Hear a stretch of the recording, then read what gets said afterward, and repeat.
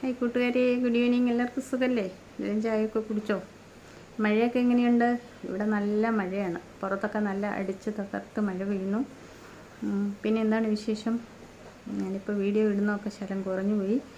എൻ്റെ ഫുഡിൻ്റെ വീഡിയോ ഇടുമ്പോൾ എല്ലാവരും, ഞാൻ എൻ്റെ വീട്ടിലുണ്ടാക്കുന്ന വീഡിയോ ഇടുമ്പോൾ എല്ലാവരും നിങ്ങളൊക്കെ കാണുന്നുണ്ട്, കണ്ട് സപ്പോർട്ട് ചെയ്യുന്നുണ്ട്. സന്തോഷം.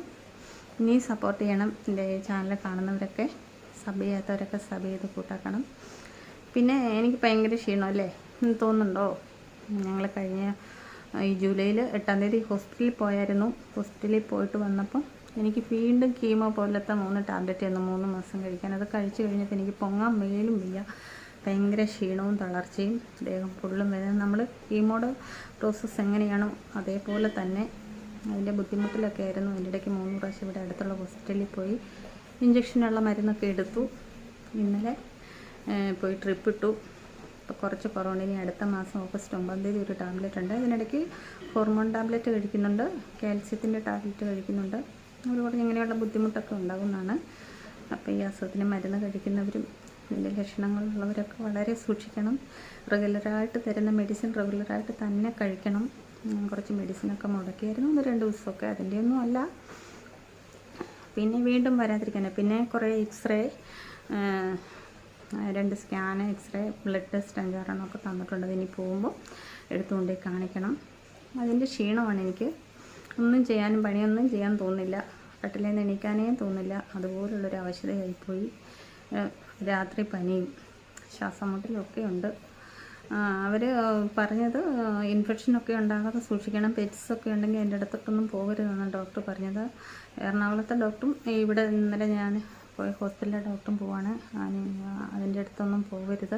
ഇവിടെ നിന്ന് വളരെ ശ്രദ്ധിക്കണം.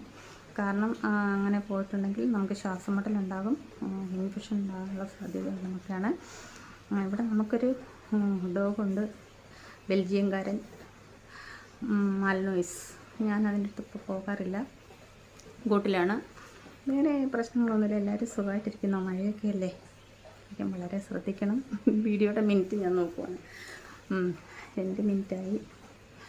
വേറെ എന്താണ്? വേറെ വിശേഷമൊന്നുമില്ല. സുഖമായിട്ടിരിക്കുന്നു. നമ്മളെ ഓൺ സ്പോട്ടിൽ എടുക്കുന്നതാണ്. എഡിറ്റൊന്നും ചെയ്യാൻ എനിക്കറിയില്ല, ചെയ്യാൻ ആഗ്രഹവും ഇല്ല. ഇങ്ങനെ തന്നെ പോട്ടെ എന്ന് ഓർത്തു. പിന്നെ വേറൊരു സന്തോഷമായ കാര്യം, എനിക്ക് 1K ആയി. എല്ലാം സബ് ചെയ്ത് എല്ലാവർക്കും, ഞാൻ ആ സമയത്തൊക്കെ ഞാൻ തീരെ അവശതയായിരുന്നു. അതുകൊണ്ടാണ് ഞാൻ വീഡിയോ ഇടായിരുന്നത്. എല്ലാവർക്കും ദൈവാനുഗ്രഹം ഉണ്ടാകട്ടെ.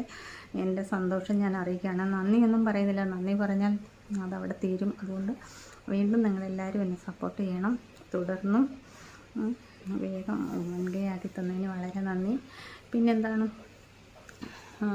ഭയങ്കര കാറ്റാണ്. ന്യൂസിലൊക്കെ കേട്ട് നാട്ടിൻപുറത്തൊക്കെ ഭയങ്കര കാറ്റാണെന്ന്. ഇവിടെ കാറ്റ് കുറവാണെന്നാലും നല്ല മഴയും തണുപ്പുമാണ്.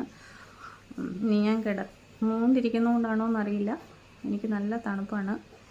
അധികം പണിയൊന്നും ചെയ്യുന്നില്ല, റെസ്റ്റിൽ തന്നെയാണ്. ക്ഷീണം അങ്ങോട്ട് മാറുന്നില്ല, വേദന ശകലം കുറഞ്ഞു. എല്ലാവരും പ്രാർത്ഥിക്കണം. ഞാനും എല്ലാവരും എൻ്റെ കൂട്ടുകാരെയൊക്കെ പ്രാർത്ഥനയിൽ ഓർക്കാറുണ്ട്, ഓർക്കും. വേറെന്താണ്, എല്ലാവരും സന്തോഷമായിട്ടിരിക്കുക,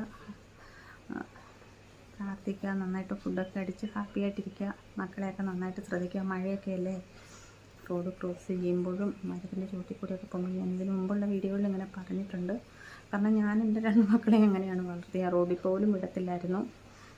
മോനും മോളും ഉണ്ടായിരുന്നു. മോള് കഴിഞ്ഞ ദിവസം ഞങ്ങൾ ഹോസ്പിറ്റലിൽ മെനിഞ്ഞാന്ന് പോയായിരുന്നു. മോളെ കൊണ്ടുവിട്ടു. എറണാകുളത്താണ്.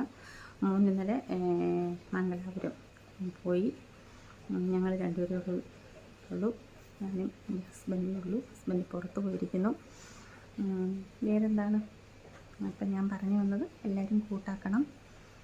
നമുക്കങ്ങനെയൊക്കെ ഇല്ലേ എല്ലാവരെയും, മറ്റുള്ളവരെ. ഞാനും ഈ സഭ കുറഞ്ഞവരെയൊക്കെ കൂട്ടാക്കുന്നുണ്ട്. അങ്ങനെയല്ലേ നമുക്കൊരു സഹായം ചെയ്യാൻ പറ്റുള്ളൂ.